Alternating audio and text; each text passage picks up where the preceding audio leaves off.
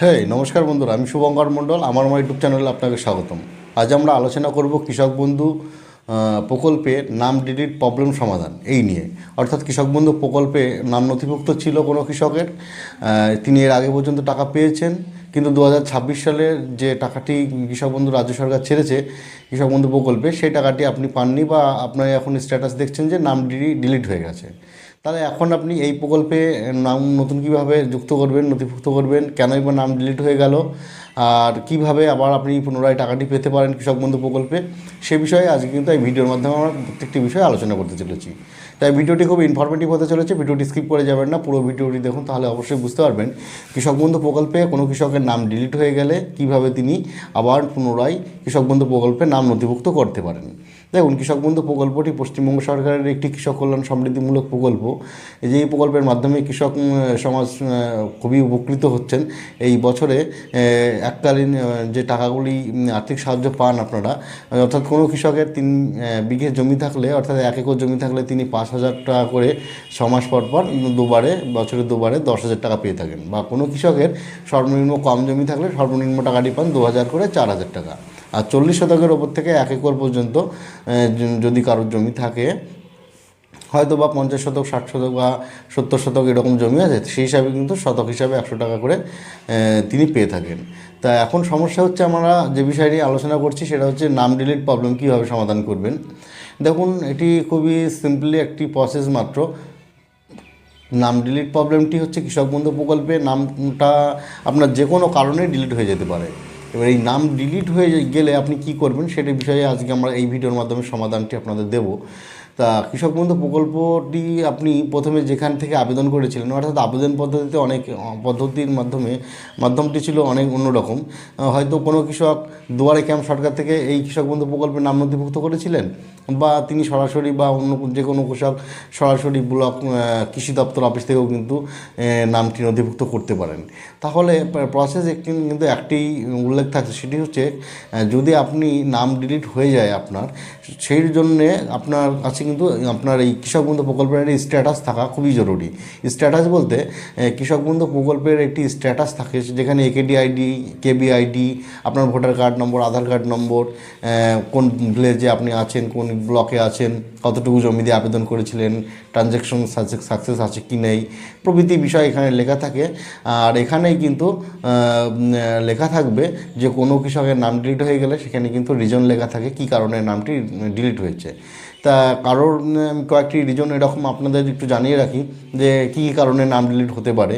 দেখা গেল কোনো কৃষক প্রথমে যে ফোন নম্বরটি দিয়ে আপনি কৃষক বন্ধু প্রকল্পে নাম নথিভুক্ত করেছিলেন, পরবর্তীতে দেখা গেলো সেই নামটি আপনার ফোন নাম্বারটি আপনি চেঞ্জ করে অন্য ফোন নম্বর ব্যবহার করছেন।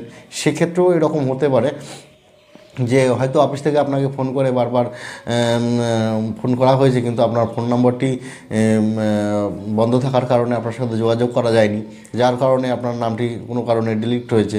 এছাড়া কারোর এপিক নম্বর, হয়তো ভোটার কার্ডের নম্বর, আগে প্রথমে যে পুরনো ভোটার কার্ড ছিল সেটা দিয়ে আপনি আবেদন করেছিলেন, পরে নতুন একটি ভোটার কার্ড পেয়েছেন, কিন্তু সেই ভোটার কার্ডেও নাম্বারটা, এপিক নম্বরটি চেঞ্জ ছিল, যেটা আপনি কৃষক বন্ধু প্রকল্পে নামটি নতুন এপিকটা যুক্ত করা দরকার ছিল আপনি করেননি।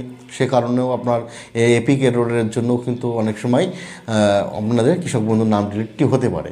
এছাড়া কোনো কৃষকের হয়তো বর্গা বা অনুমতি দখল এরকম ধরনের পাট্টা বা খাস জমি এরকম ধরনের কোনো প্রবলেম থাকলে জমির রেকর্ডে, সেক্ষেত্রেও আপনার ল্যান্ড ভেরিফিকেশনের জন্য হয়তো আপনাকে ডেকেছে, আপনার ফোনটা যোগাযোগ করা যায়নি, বা এই কারণেও কিন্তু স্টেট থেকে আপনার নামটি বাদ দিতে পারে।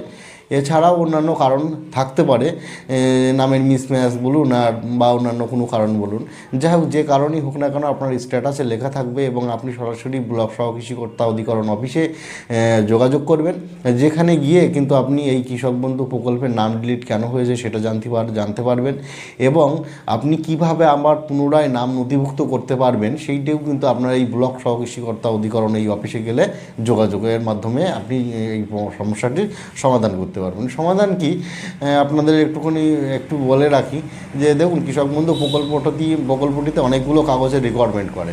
তা সেই কাগজগুলোর মধ্যে আপনার দেখা গেলো আপনার যদি এই নাম ডিলিট আপনার যদি নাম এরকমভাবে ডিলিট হয়ে যায়, তাহলে আপনাকে প্রত্যেকটি ডকুমেন্টস আবার জোগাড় করতে হবে। যেমন ডকুমেন্টসগুলো কী কী ডকুমেন্টসগুলো হতে পারে না ডকুমেন্টস যেগুলো লাগে আমি একবার আপনাকে জানিয়ে রাখি। যেমন ভোটার আইডেন্টি কার্ডের জেরক্স কপিটি, আধার কার্ডের জেরক্স কপিটি, জমির রেকর্ড যে রিসেন্ট সাল 26-এর রেকর্ডটা একটি তুলে নেবেন।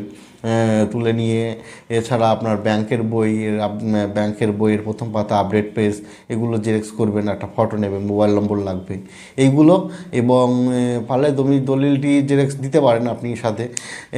যারা নাম ডিলিট হয়ে যায় সচরাচর ক্ষেত্রে দেখা যায় যে তারা জমি যেখান থেকে নিয়েছিল এর আগে পর্যন্ত যে ব্যক্তি নামে রেকর্ড ছিল, মানে আপনার নামে রেকর্ড হওয়ার আগে, সেই যে ব্যক্তির এই ক্ষেত্রে নাম ডিলিট ক্ষেত্রে ডকুমেন্টস লাগে না, যেহেতু আপনি একবার প্রথমেই আবেদনের ভিত্তিতে টাকাটি পাচ্ছেন, সেই ক্ষেত্রে লাগে না। কিন্তু নতুন ফ্রেশ কৃষকদের ক্ষেত্রে যারা কৃষক বন্ধু প্রকল্পে নতুন নাম নথিভুক্ত করবে তাদের ক্ষেত্রে কিন্তু তার নামে মানে কৃষকের নামে রেকর্ড হয়েছে, যিনি আবেদন করবেন কৃষক বন্ধু প্রকল্পে, সেই প্রকল্পে আবেদন করার আগে এই রেকর্ড হওয়ার আগে যে কৃষকের নামে রেকর্ড হওয়ার আগে তার আগে যার নামে রেকর্ড ছিল তার ভোটের ছবি, আধার কার্ডের জেরক্স কপি কিন্তু লাগতে পারে।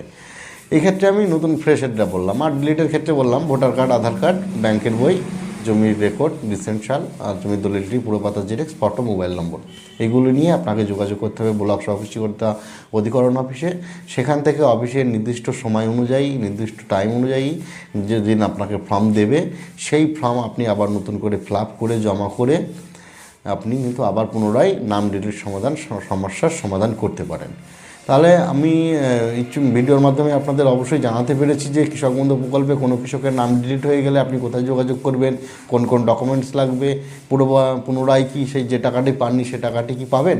দেখুন, কৃষক বন্ধু প্রকল্পে আমার মনে হয় না নাম ডিলিট হয়ে যাওয়ার পরে যে টাকাটা আপনার অন্যান্য কৃষকরা পেয়েছেন আপনি পাননি সেটা হয়তো পাওয়া যাবে না, কিন্তু পরবর্তী যে কিস্তির টাকাটি কিস্তির টাকাটি দেবে তার আগে কিন্তু আপনাকে আবেদন করতে হবে, এবং তাহলে কিন্তু আবার পুনরায় আবার টাকাটি আপনার সচল হয়ে যাবে। এতে আপনার চিন্তা করার কোনো কারণ নেই। এই সমস্যাটির সমাধান আমি বললাম, আর এই সমস্যাটি শুধু আপনার নয় অনেক কৃষকেরই হচ্ছে। তাই মাথা ঠান্ডা করে আপনাকে যোগাযোগ করতে হবে অফিসে, এবং ডকুমেন্টসগুলো নিয়ে আপনাকে আবার নতুন করে সাবমিট করতে হবে। তাহলে আজকে তো আমরা সমস্যাটির সমাধান বললাম। তাহলে ভিডিওটি ভালো লাগলে একটি অবশ্যই লাইক করবেন, কমেন্ট করবেন, শেয়ার করবেন, এবং আমার ইউটিউব চ্যানেলটি সাবস্ক্রাইব করে পাশে থাকা বেল আইকনটি অল অপশনে ক্লিক করবেন। তাহলে কী হবে, এরকম ধরনের ইনফরমেটিভ ভিডিওগুলোর নোটিফিকেশন আপনার কাছে দ্রুত পৌঁছে যাবে। Thank you.